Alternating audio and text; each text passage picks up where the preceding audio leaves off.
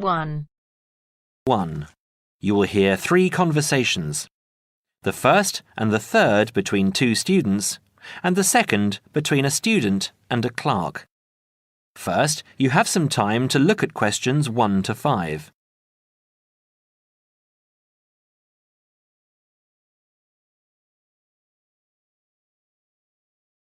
Now we shall begin. You should answer the questions as you listen, because you will not hear the recording a second time. Listen carefully and answer questions 1 to 5. Hi, it's Mike, isn't it? Yes, and you're... Phoebe. Phoebe, right. Where are you headed? I'm looking for the main hall. So am I. Are you going there to register for next year? Yes, I was told to go to administrations and fill in an application form. That's what I'm about to do. I went to information and they told me it was at the end of this corridor. Then we have to turn left and immediately right. That should lead us to the exit, where opposite we should find the entrance to ground level main hall. It's a big old red building. From there we need to go to the first level and then follow the signs. Apparently it's the second office opposite the foyer. It would be pretty hard to miss. That sounds easy. It shouldn't be too hard to find. Well, since we're both heading in that direction, let's go together. Hopefully it won't take too long. I haven't had anything to eat and I'm starving. Me too. Well, how about I go to the canteen and get us something while you make your way to the main hall? I'm sure there's going to be quite a wait. There always is. I can meet you there. Sounds like a good plan. What do you want me to get you? How about a chicken and salad roll and a drink? Okay. What if they don't have a chicken and salad roll? Anything similar like ham and salad or just plain salad and cheese. Oh, and don't forget the drink. I feel so dehydrated. No problem.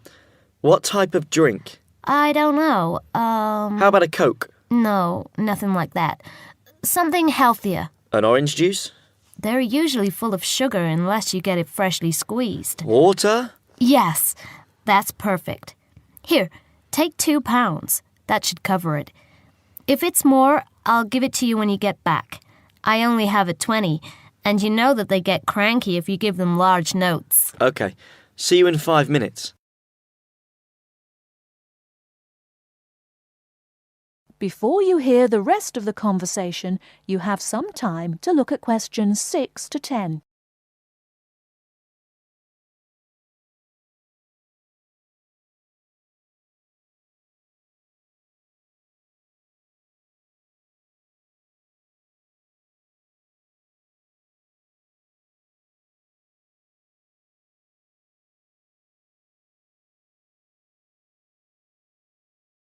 Now listen and answer questions 6 to 10.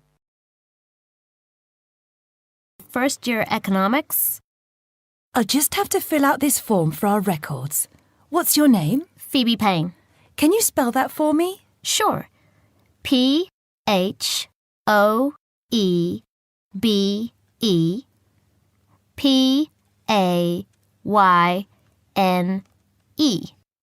Your address? 6 Wainwright Avenue. That's W-A-I-N-R-I-G-H-T,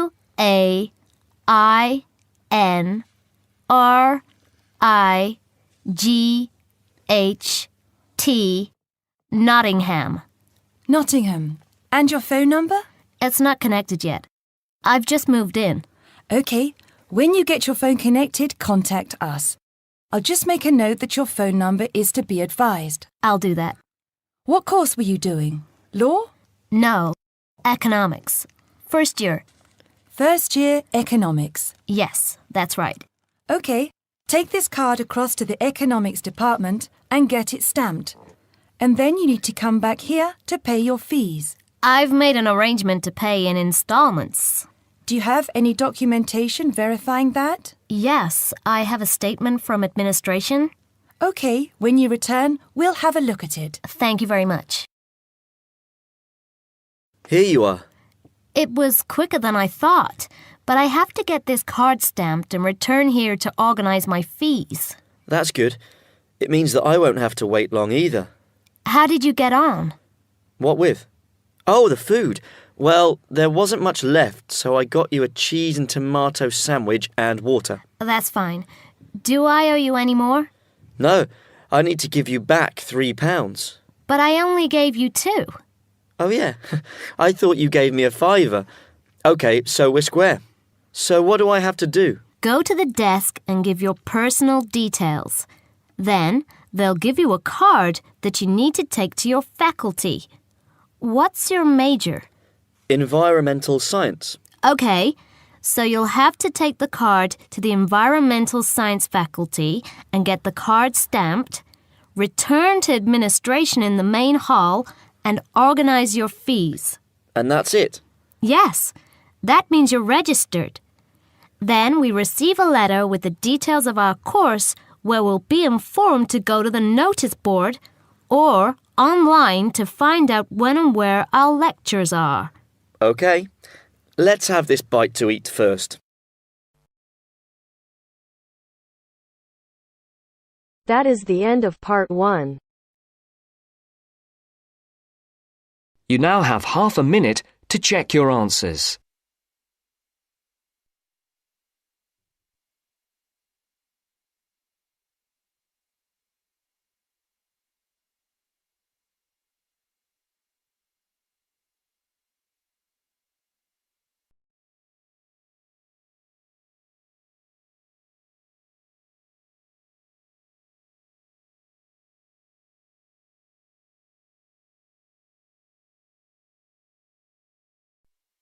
Now turns to part 2.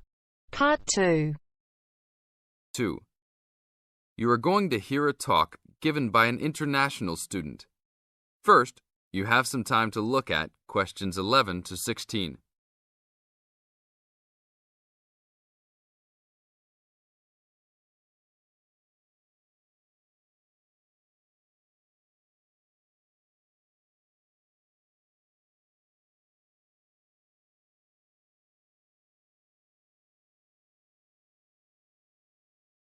Now listen to the tape and answer the questions. As an international student coming from Sierra Leone, it gives me great honor to give these opening remarks and welcome you all to Ashesi University, where excellence is the code. I believe I speak on behalf of my fellow colleagues when I say we feel that we are the most fortunate and privileged university students in Ghana. You may ask, what is the basis of such a conclusion? And I will simply say to you, in which other tertiary institution in Ghana do you find the same level of IT infrastructure and facilities available to students? Where also do you find such a low ratio of students to lecturers and computers? In which other educational institution do you find 55% of students on some sort of financial aid, who in addition enjoy services and benefits such as job placement after graduation, on-campus employment that pays above the minimum wage, a supply of textbooks, and access to online databases? Ladies and gentlemen, there is no other institution of higher education in Ghana today that matches the learning environment and the quality of instruction at Ashesi. I could continue listing reasons why we students feel this way, but I only have 5 minutes for this speech. Believe me, I could go on for hours. At Ashesi, everyone is considered a leader and is treated special. Ashesi equips us with the necessary determination, strength, and belief in ourselves to be able to achieve our goals. We are being taught to think outside the box and to question and challenge our assumptions about the world we live in. This, ladies and gentlemen, is one of the benefits of a liberal arts education, which seeks to broaden our intellectual capacity.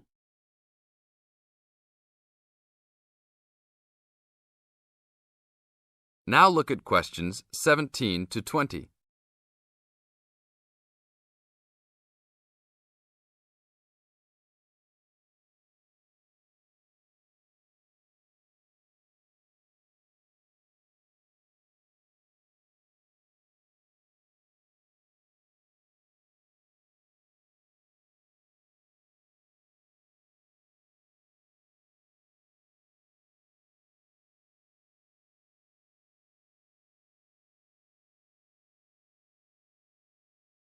As the talk continues, answer questions 17 to 20.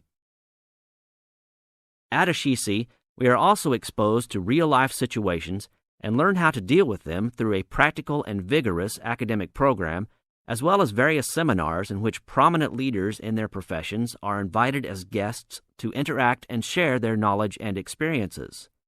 Some people, even some of you in this audience, may believe that tuition at Ashisi is too high, but I say to you that the students here are unanimous in saying it is worth it.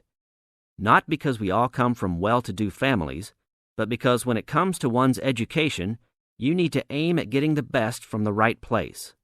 One's education defines who you are and what your perception of life and society will become. Ashisi offers us a top-quality education which meets high international standards. This is due to the strong linkages the school has established with three of the very best schools in the United States, namely Swarthmore College, which is ranked as the best liberal arts school in the U.S., UC Berkeley, and the University of Washington. In addition, Ashisi has recruited an excellent faculty consisting of lecturers from various countries, including Ghana, the UK, and the United States. These lecturers are among the best in their respective academic fields.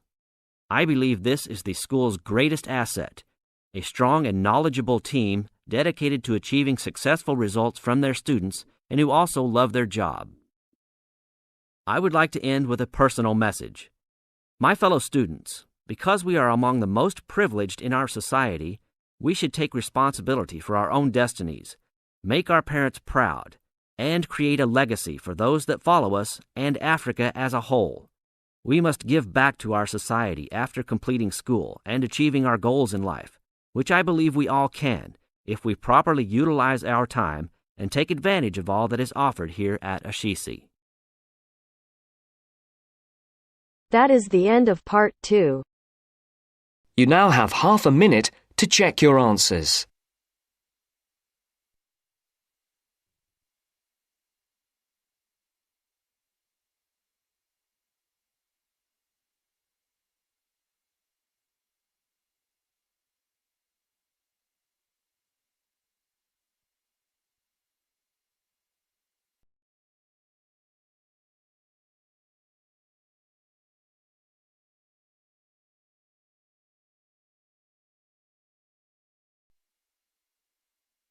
Now turns to part 3. Part 3. You'll hear a discussion between two students and their teacher on a planned charity event. First, you have some time to look at questions 21 to 25.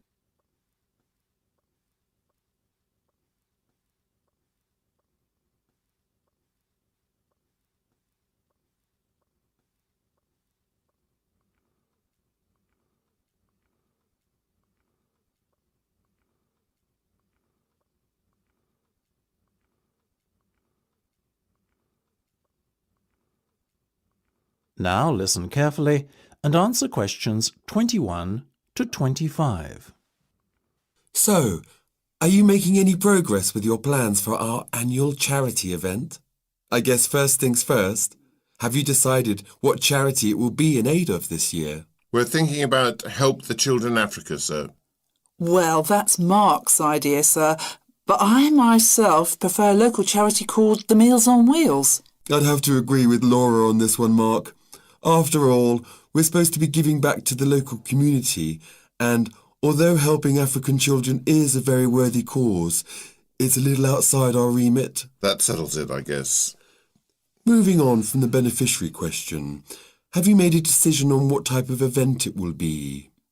Yes, we plan on doing something a little different this year. We're calling the event Balloonathon. Basically, we're going to offer balloons for sale to all the students. Balloons? I don't see where you're going with this. Why would they want to buy a balloon? Well, here's the thing. We don't actually give them the balloon. Instead, we'll write their name on it along with the special phone number, and then we'll release all the balloons into the air. When they fall to the ground, if a person finds one and rings a special number, then both he and the student who've bought the balloon will win a gift voucher. That sounds like an excellent idea, guys. Well thought out. This balloonathon has a real novelty value attached to it, don't you think? Exactly what we said, sir. The only drawback is that the gas you put into the balloons is rather expensive.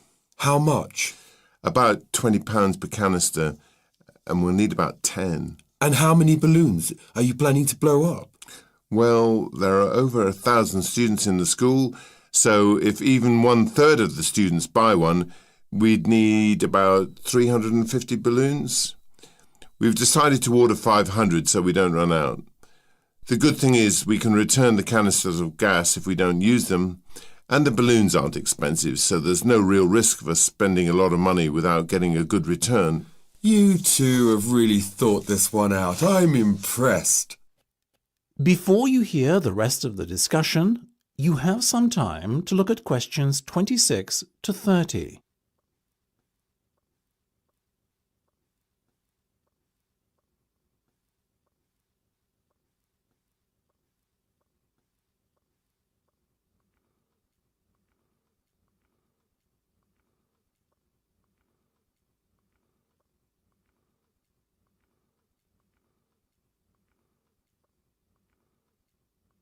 Now listen and answer questions 26 to 30. Thank you, sir. So, how much money do you think we can raise? Well, each balloon costs about 1p, and when it's filled with gas, it's going to cost us about 50 pence. We reckon that if we sell our balloons at a price of £1.50 and we sell all 500 of them, we'll end up making a profit of £1 per balloon. So that's £500 in total. That's fantastic. And it gets better, sir. We've secured a sponsor for our event who's going to give us £1,000. How did you find a sponsor? The balloon company we approached about buying the balloons asked us if we'd be interested in letting them sponsor us too. What's in it for them? They're going to print their logo on every balloon. I think you've done a good deal there. Thank you, sir. So, do we have your approval to confirm our order? Absolutely. But you know, I think we can sell more balloons if we set our minds to it. So why not order double the amount? 1,000 instead of 500. We're going to need more than 10 canisters of gas then. Double the amount, presumably? Correct. OK, let's go for it. Let's make this year's charity event our most successful ever. That is the end of part 3. You now have half a minute to check your answers.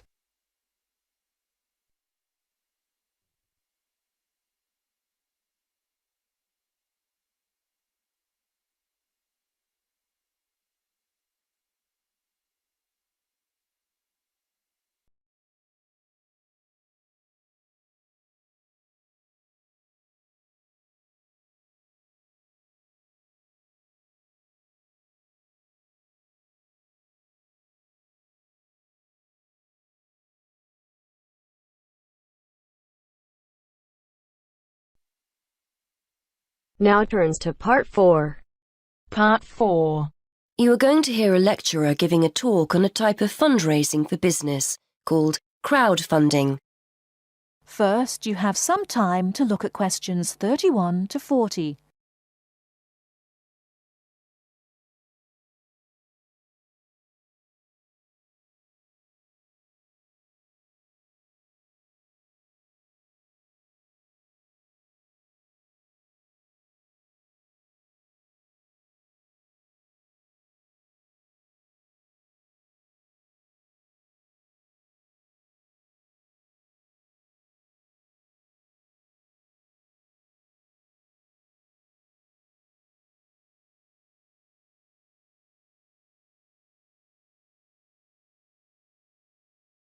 Now, listen carefully and answer questions 31 to 40.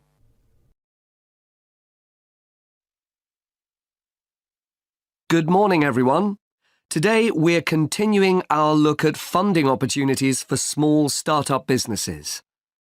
The emergence of social media has given companies the ability to connect with fans and potential customers directly. On the back of the growth in social media, A model of raising finance has emerged known as crowdfunding. This revolutionary way of raising finance began with micro-lending in the 90s. More recently, an equity-based model has emerged that allows people to invest directly in a new company. We're going to examine this in more detail later, but let's turn first to a third model, which I'll term a fan-based model. With this model of crowdfunding, individuals are encouraged to give an amount of money to support the launch of a project or initiative without the promise of any financial return. Instead, there's a reward for donating.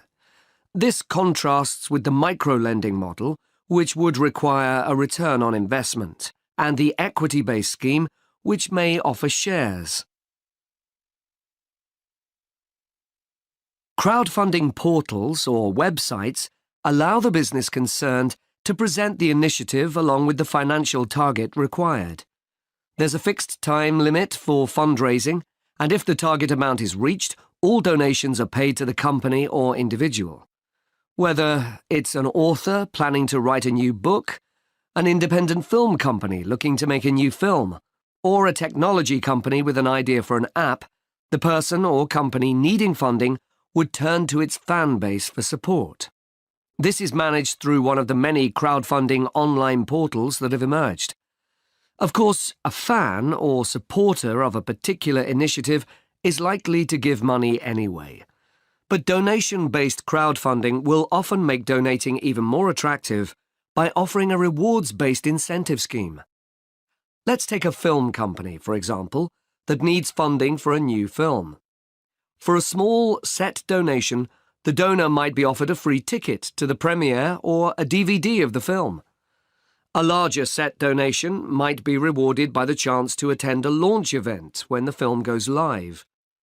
Those people who make bigger donations could even be offered the chance to meet the cast of the film, whilst the highest level donation could see the person's name mentioned in the film credits. For companies that already have a significant fan base, crowdfunding offers a fantastic opportunity to raise money quickly from a large number of people, each of whom donates just a small amount of money. Compare this to the time and effort that would be needed to sell your idea to investors or your bank manager, particularly in an age when raising finance can be difficult. The company may also have links with partner companies or organizations that run fundraising events. In this case, you can significantly increase participation by working with these organizations to promote your crowdfunding project. Another significant advantage is that you can reach out to your fan base for feedback on the project while it's being developed, thus making the final product more appealing. Crowdfunding enables you to raise awareness of the product at an early stage, thus increasing the potential for sales.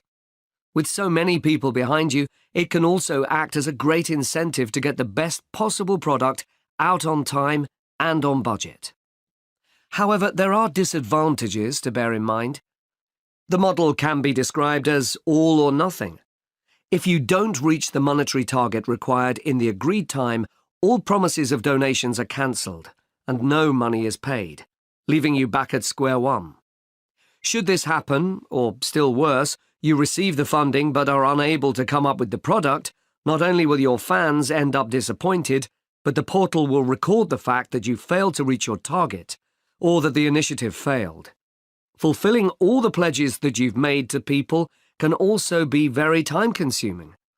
For example, remembering to send out copies of books or free cinema tickets can sometimes be forgotten in the excitement and frenzy of launching your product. People sometimes forget to factor in the cost of rewards when calculating profit margins. But these can be significant. And finally, if you have a small fan base, for example, you're a new company or have a small social media footprint, raising awareness of your initiative will be challenging. These drawbacks aside, donation-based crowdfunding is a wonderful opportunity for individuals or small startups to raise funds for that exciting new project whilst reaching out and connecting to the people who are most likely to support and promote your work for you. That is the end of part 4. You now have half a minute to check your answers.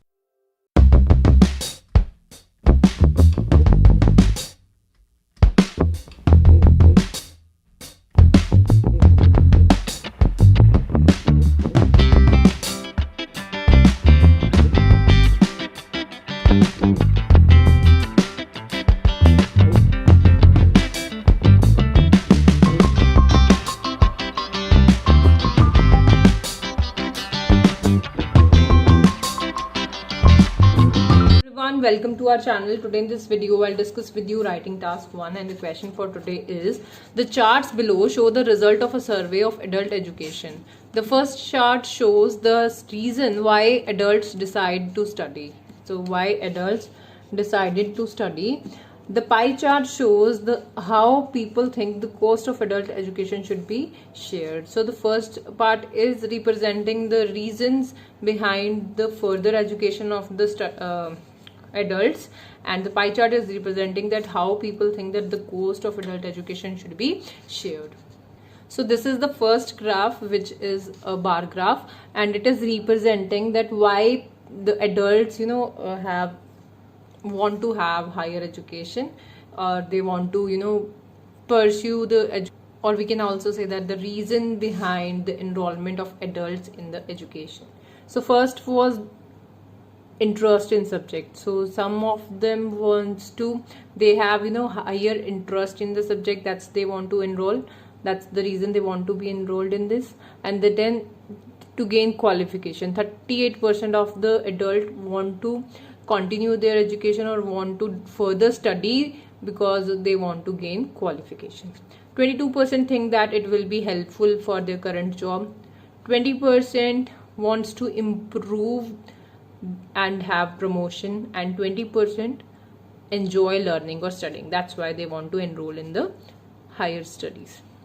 Now 12% people wants to enroll because they will be able to change their jobs, and 9% people wanted to study because they want to meet people around, or they would be like to meet new people, that's why they want to be enrolled.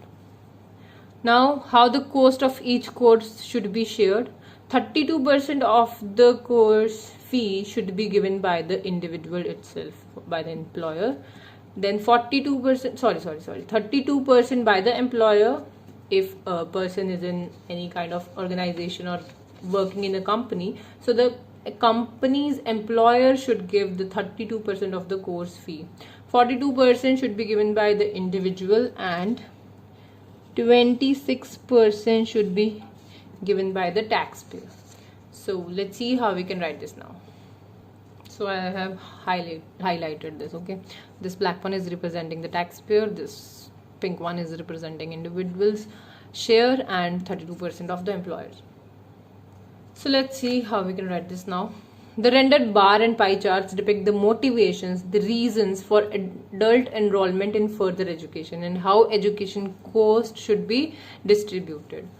Overall, even though each individual will be responsible for paying the majority of their course fee, as we can see, like 42% of the fee should be given by the individual. So even though the individual will be responsible for paying the majority of their course fees, most individuals studied because they were interested and wanted to gain or wanted to obtain a qualification.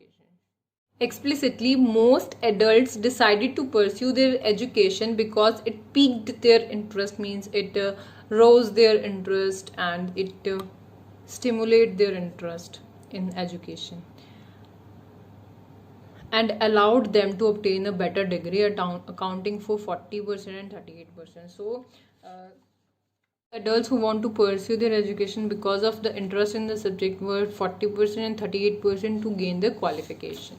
Okay. However, 22% decided to study because it would help them in their current employment. 22% because the studies will be helpful for their current job. Then 20% and 20% to improve the prospects of promotion and enjoy learning, studying. Then the proportion of those who studied to better their chances of promotion and enjoy learning was 1/5 for each. So for both the ratio was 20%.